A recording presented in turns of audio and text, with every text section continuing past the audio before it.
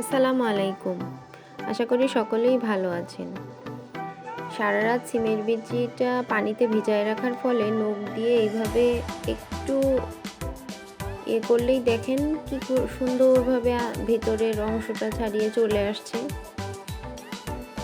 এইভাবে খোসা ছাড়াই নিতে হবে প্রথমে ভালোভাবে। ছাড়াই নেওয়ার পরে এই দেখেন, এই যে সমস্ত খোসা আমি এইভাবে ছাড়িয়ে নিয়েছি। আজকে আমি সিমের বিচি দিয়ে ডাল রান্না করব। এটা হচ্ছে শুকনো সিম। সারা রাত পানিতে ভিজিয়ে রাখছিলাম, পরের দিন নরম হয়ে গিয়েছিল। এবার প্রেশার কুকারে পরিমাণ মতন একটু সিমের বিচি নিয়ে হলুদ দিয়ে আর সামান্য পানি দিয়ে সেদ্ধ করে নেব। সেদ্ধ করে নেওয়ার পরে ডাল যেরাম ঘুটি সেইভাবেই ঘুটে নিতে হবে। একটি প্যানে তেল দিতে হবে, সরিষার তেল দিয়ে নিলাম। তেলটা একটু গরম হয়ে গেলে শুকনা মরিচ অথবা কাঁচা মরিচ, এক মুঠ পেঁয়াজ দিয়ে একটু নেড়ে চেড়ে ভাজা ভাজা করে নেব।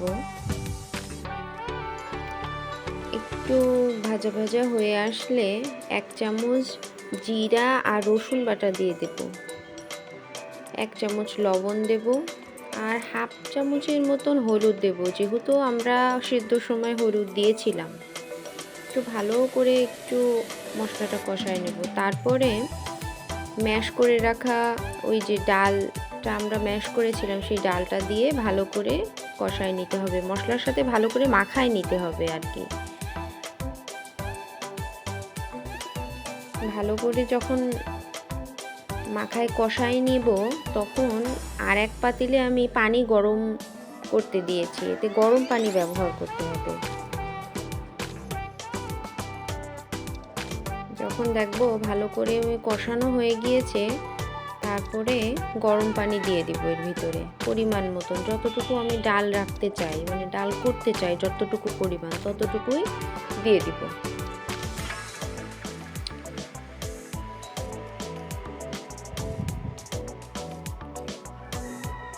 এর ভিতরে লবণটা একটু টেস্ট করে নিতে হবে।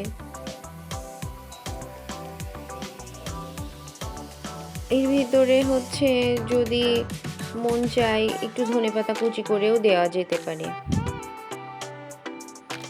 এই যে হয়ে গেল আমার সিমের বিচির ডাল।